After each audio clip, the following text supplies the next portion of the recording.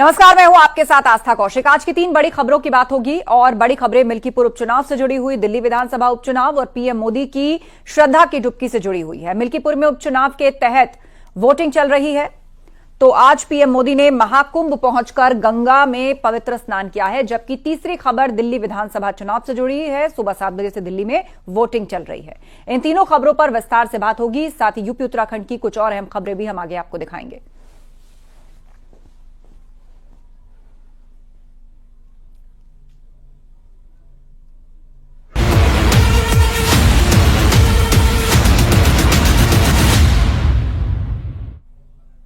अयोध्या की मिल्कीपुर विधानसभा सीट पर उपचुनाव के लिए वोटिंग लगातार जारी है। मिल्कीपुर में सुबह 11 बजे तक करीब 30% मतदान हुआ है और शाम 5 बजे तक वोट डाले जाएंगे। लोग वोट डालने के लिए भारी तादाद में पोलिंग बूथ पर पहुंच रहे हैं। 8 फरवरी को वोटों की गिनती होगी।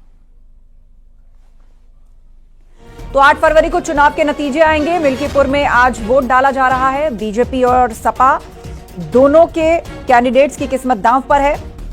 आपको हम तस्वीरें दिखा रहे हैं किस तरीके से मिल्कीपुर की जो महाभारत है उसके लिए वोटिंग जारी है और अभी तक मिले आंकड़े के मुताबिक वहां 30% के आसपास मतदान हुआ है। सुबह 11 बजे तक का यह आंकड़ा है। अभी तक जो तस्वीरें मिल रही हैं उनसे दिख रहा है कि लोग वोट डालने के लिए काफी उत्साह में दिख रहे हैं, इसीलिए पोलिंग बूथ के बाहर लंबी लाइनें नजर आ रही हैं। 8 फरवरी को वोटों की गिनती होगी और जनता का सुनाया फैसला अनाउंस होगा कि आखिर मिल्कीपुर की जनता ने किस पर मुहर लगाई है। तो तस्वीरें आपको दिखा रहे हैं। मिल्कीपुर में भी आज उपचुनाव हो रहा है। अवधेश प्रसाद जो यहां से विधायक थे वो सांसद बन गए, उनके बाद ये सीट खाली थी और इसी पर ही बीजेपी और सपा के बीच में जबरदस्त टक्कर है। अब मिल्कीपुर की जनता किसके साथ है, आज ये वो तय कर रही है।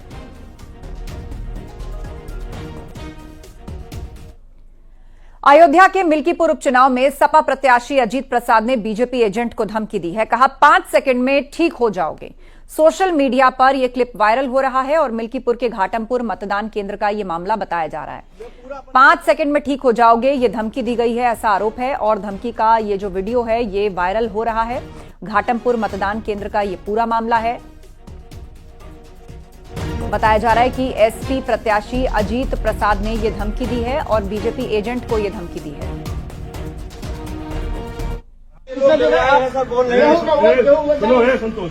तुम्हें दिक्कत नहीं मत करो, ठीक? ये पूरा अपने औकात तुम भूल गया बाटे, हमारा औकात क्या हुआ है। 5 सेकंड के अंदर ठीक हो जाओ। शांत रहो, आराम से रहो। हाथ मत लगाओ, ये लगाओ, हाथ क्यों दिखा रहे हो? ये जाए ना यार, हाथ क्यों दिखा रहे हो? भैया सुनो, प्रधान अंदर बैठे, प्रधान अंदर बैठेगा, अंदर बैठेगा। निष्पक्ष चुनाव हो जो ना भैया, निष्पक्ष तो हर क्यों एजेंट कहते हैं निष्पक्ष चुनाव होता है। एजेंट को गलत बोल रहे हैं, क्यों नहीं बोलता है? आपको अलाउ किया अंदर बैठने के लिए, आप क्यों बैठे अंदर? आप अंदर क्यों बैठे हो? भाषा सही है, भाषा सही है, भाषा सही है, सही है। कहाँ जाओ आप यार, जा ईमानदारी से चुनाव हो जो, ईमानदारी से एकदम एजेंट बनाए हो। एजेंट के क्षेत्र के जिसको जहाँ वोट डालना है वो डालता है, जहाँ वोट डालना है डालने दो। किसी को रोको नहीं, बता दे रहा हूँ। गलत बात, गलत नहीं बता दो। फैजाबाद के सपा सांसद अवधेश प्रसाद ने आरोप लगाया है कि मिल्कीपुर में बूथ एजेंटों को भगाया जा रहा है, परेशान किया जा रहा है। वहीं सांसद के आरोपों को एसएसपी राजकरण नैयर ने सिरे से खारिज किया है।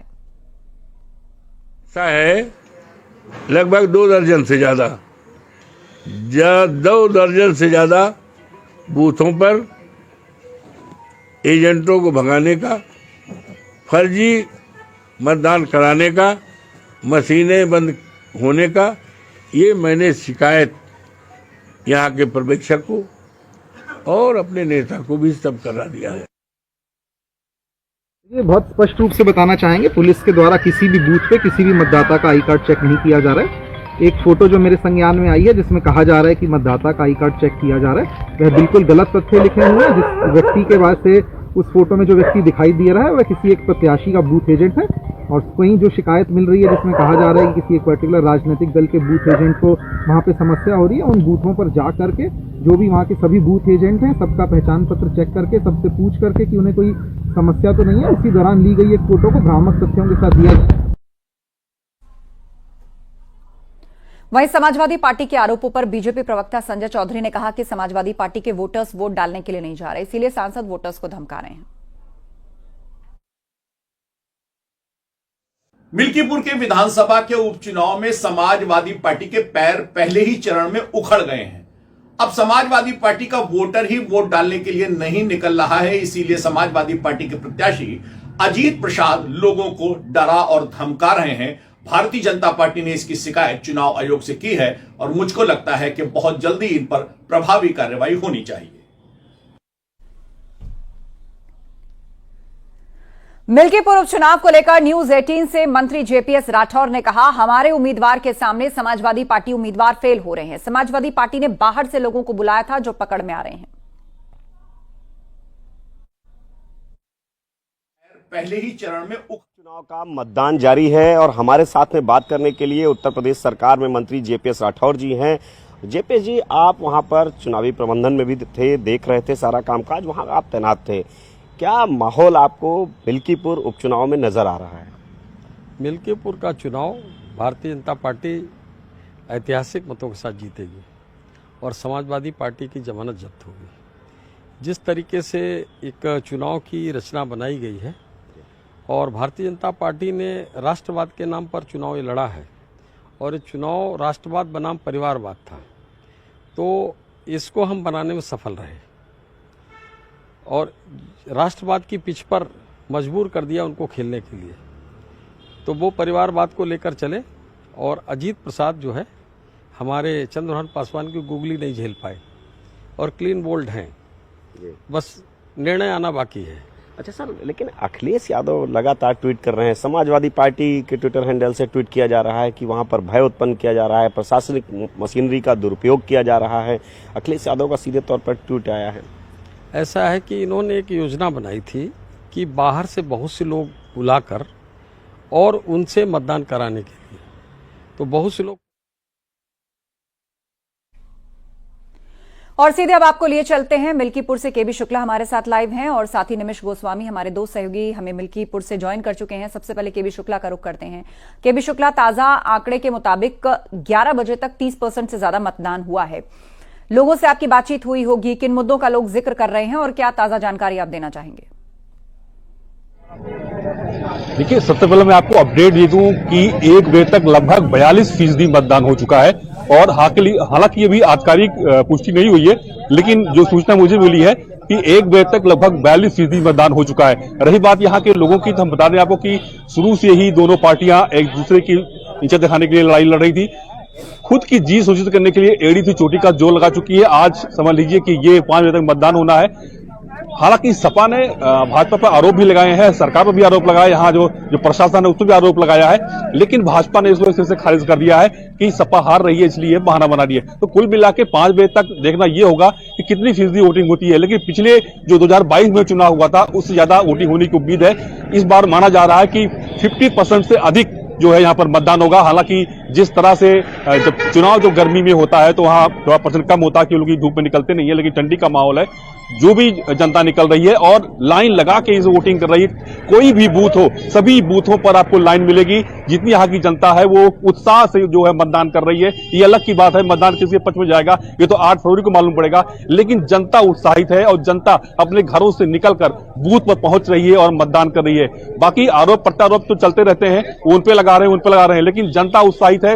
अपने प्रत्याशी, अपने जो प्रतिनिधि को चुनने के लिए वो बूथ पर पहुंच रही है और 1 बजे तक 42% तक मतदान बताया जा रहा है। हालांकि जिस तरह से 5 बजे तक जो मतदान प्रतिशत आएगा वो 50% से ऊपर जाने की उम्मीद आ जा रही है। बाकी रही यहाँ के मुद्दों की बात, तो मुद्दे यहाँ बिल्कुल आपने अपडेट किया कि लगभग 42% मतदान 1 बजे के आसपास मिल्कीपुर में हो चुका है। निमिष गोस्वामी भी हमारे साथ है, उनका भी रुख कर लेते हैं। निमिष, लोग क्या कह रहे हैं, किन मुद्दों पर यहाँ वोट पड़ रहा है? अब आप देखिए, वोट के साथ राजनीति तो अपना काम कर ही रही है। बीजेपी सपा पर आरोप लगा रही, सपा बीजेपी पर आरोप लगा रही है। कोई कह रहा है हमारे वोटर्स को नहीं निकलने दे रहे, कोई कह रहा है कि वहां के सांसद के बेटे धमका रहे हैं। प्रत्यारोप का दौर सुबह से ही चल रहा है, लेकिन जिस बूथ पर हम मौजूद हैं यहाँ पर लगातार मतदान शांतिपूर्ण ढंग से चल रहा है। हम एक बार आपको दिखाएंगे, ये इनायत नगर का पिंक बूथ है और इस जगह पर सुरक्षा के व्यापक इंतजाम है। बड़ी संख्या में यहाँ लोग पहुंचे हैं और जैसा कि अभी सहयोगी केबी जी बता रहे थे कि लगातार मतदान प्रतिशत जो है वो बढ़ता ही जा रहा है और लगभग 42% मतदान हो चुका है और अभी 1 बजे है। मतदान 5 बजे तक होगा, तो जाहिर सी बात है कि जो यहाँ पर पहुंच रहे हैं मतदाता, उनका उत्साह अपने शबाब पर है। इसके साथ ही इस बूथ पर बड़ी संख्या में युवा भी पहुंचे हैं। युवाओं से जब हमने बात किया तो उन्होंने मिल्कीपुर की जो विकास है उसको तरजीह दी है। इसके साथ ही यहाँ पर शिक्षा, इसके साथ चिकित्सा, इनको प्राथमिकता देते हुए मतदान किया है। हालांकि जो तमाम तरीके के आरोप पक्ष और विपक्ष दोनों तरफ से लगाए जा रहे हैं, जिस बूथ पर हम मौजूद हैं सुबह से यहाँ एक भी बार किसी तरीके की न हलचल हुई है, न कोई आरोप प्रत्यारोप लगा है। सुबह 7 बजे से मतदान का जो दौर शुरू हुआ है वो 1 बजे तक लगातार चल रहा है और लोग मतदान करके व्यवस्थित ढंग से निकल रहे हैं। हम एक बार और दिखाएंगे, देखिए कुछ परिवार के लोग निकल रहे हैं, इनसे पूछेंगे कि मतदान हुआ है। मतदान कर लिया? हाँ, कर लिया। कैसी है अंदर व्यवस्थाएं? अच्छी है व्यवस्था, कोई असुविधा नहीं, कोई असुविधा नहीं है। तमाम तरीके के लोग चर्चा कर रहे हैं कि कुछ दिक्कत हो रही है लोगों को। कुछ नहीं दिक्कत हो रही, हम लोग को तो अच्छे से हुआ है। अम्मा किया मतदान? हाँ जी, कर दिए। कैसा रहा? अच्छा था। किस चीज को प्राथमिकता दी है मिल्कीपुर में इस बार? आप कैसा प्रत्याशी चाहती हैं? अच्छा चलिए, अंदर की जो व्यवस्था है वो ठीक है। अच्छी। आप अम्मा की हाँ, वोट डाल दिया। कैसा रहा? ठीक है वोट। क्या सोच करके कुछ सोचा था कि आज हम इस बार किसको मतदान करेंगे, कैसे किस उस पे करेंगे? किसको भी दे दे। हाँ, अब जिसको देना था जिसको दे दे। प्राथमिकता क्या मिल्कीपुर के विकास को रखा आपने? अब क्या विकास रखे, ऊपर वाले जाने, ऊपर वाले जाने, मैं क्या जानूं। अब जिसको देना रहा दया है ना, उसका किस्मत हो जाना है। देखिए ये लोग हैं, ये मतदाता हैं और मतदान करके निकल रहे हैं। कुछ और लोग हैं। भैया मतदान हो गया है, कैसा रहा? जी बढ़िया रहा, बहुत अच्छी। तो फिलहाल जिन लोगों ने मतदान किया है, जो लोग मतदान करके निकल रहे हैं, उनका उत्साह दिख रहा है और इस बार बिल्कुल तो लोग जो है वो वोट डालने के लिए पहुंच रहे हैं और उत्साहित भी दिख रहे हैं। बहुत शुक्रिया आप दोनों का अपडेट के लिए। पूरी जिम्मेदारी से जनता अपनी वोटिंग कर रही है, आपने उनकी बात भी सुनी।